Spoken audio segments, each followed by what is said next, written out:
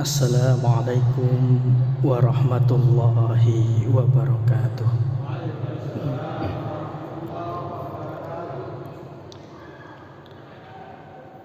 Alhamdulillahilladzi nafasa man nafasal mu'minin. Alhamdulillahilladzi man yassara al-mu'minin. Walhamdulillahilladzi satara man satara al-muslimin. Asyhadu an la ilaha illallah wahdahu la syarika lah wa asyhadu anna Muhammadan abduhu wa rasuluhu la nabiyya ba'da. Allahumma salli wa sallim wa barik ala nabiyyir rahmah nabiyina wa habibina wa uswatina wa syafi'ina wa qurrati a'yunina sayyidina wa maulana Muhammadin wa ala alihi wa ashabihi wa mawala. Amma ba'du.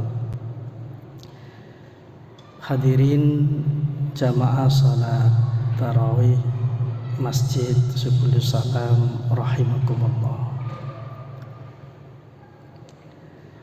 Di dalam kehidupan dunia kita sehari-hari silih berganti, setiap dari kita mengalami kelapangan dan kesempitan. Itu mengenai siapapun, berlaku untuk siapapun, baik dia muslim maupun non muslim. Bahkan itu berlaku untuk Nabi kita, Nabi besar Muhammad sallallahu alaihi wasallam. Itu yang dikenal di dalam agama kita dengan istilah sunnatullah. Hukum alam yang ditetapkan Allah untuk makhluknya, berlaku untuk siapa saja tanpa pandang bulu, berlaku untuk yang beriman maupun yang tidak beriman. Silih berganti, setiap orang mengalami kelonggaran dan kesempitan. Kelonggaran, badan sehat, anak-anak sehat, keluarga sehat, duit banyak. Kesempitan, anak sakit, tidak punya duit, ditagih hutang, dan lain sebagainya. Itu semua mengenai siapa saja, dan itu silih berganti. Kalaupun satu waktu mengalami kesulitan, maka itu tentu tidak selamanya. Lain waktu juga akan mengalami kelonggaran.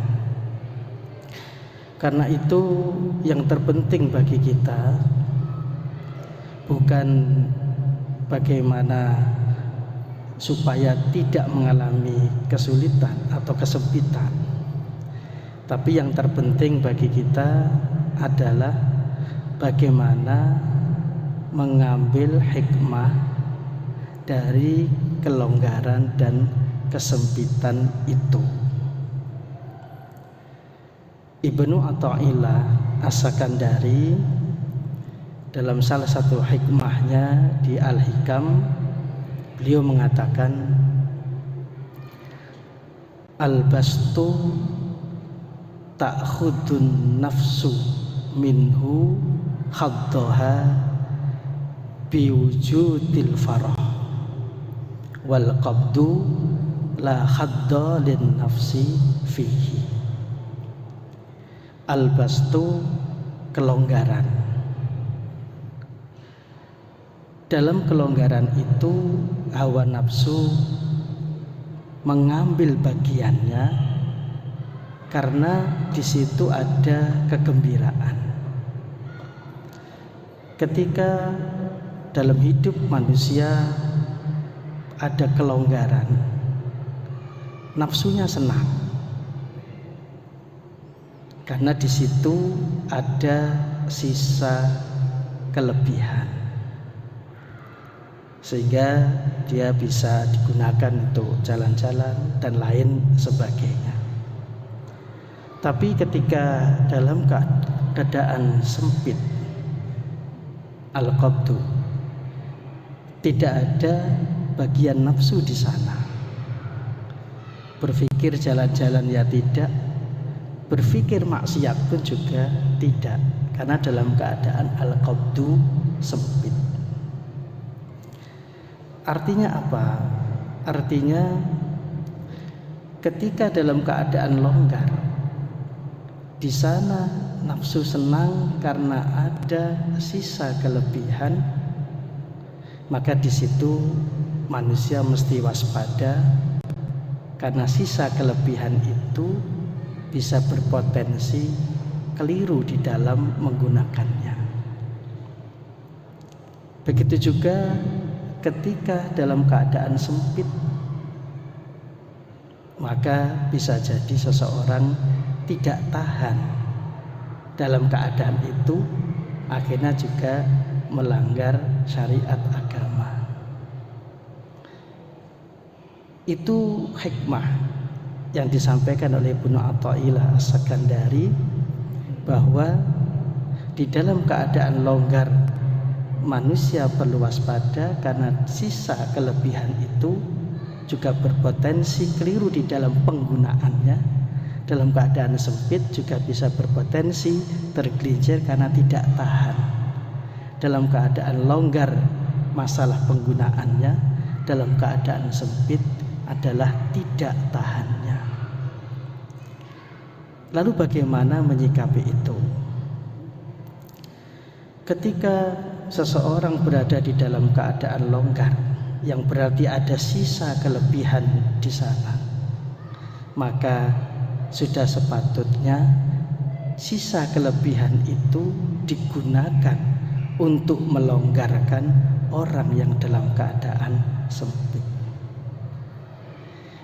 Dengan demikian, maka kehidupan kita sehari-hari sebagai manusia, sebagai hamba Allah yang terkena sunatullah, longgar dan sempit, menjadi kehidupan yang barokah, kehidupan yang di dalamnya ada banyak kebaikan-kebaikan. Karena yang dalam keadaan longgar, sisa kelebihannya tidak sampai keliru penggunaan, sisa kelebihannya digunakan untuk melonggarkan yang lain yang merasa yang dalam keadaan sempit. Sehingga yang dalam keadaan sempit pun juga tetap bisa tahan, sehingga tidak sampai melanggar yang diharamkan Allah Subhanahu wa ta'ala. Mudah-mudahan hikmah yang disampaikan oleh Ibnu Athaillah As-Sakandari ini bermanfaat untuk kita semua dan diiringi hidayah taufik oleh Allah Subhanahu wa ta'ala, sehingga di antara kita yang sekarang dalam keadaan longgar, sisa kelebihannya bisa digunakan untuk melonggarkan orang-orang yang dalam keadaan sempit. Dan semoga di antara kita yang sekarang dalam keadaan sempit diberi inayah oleh Allah Subhanahu wa ta'ala, sehingga tahan tidak sampai melakukan yang diharamkan Allah Subhanahu wa ta'ala. Dan semoga semuanya, baik yang dalam keadaan longgar maupun sempit, mendapat keberkahan dari Allah Subhanahu wa ta'ala. Allahumma amin.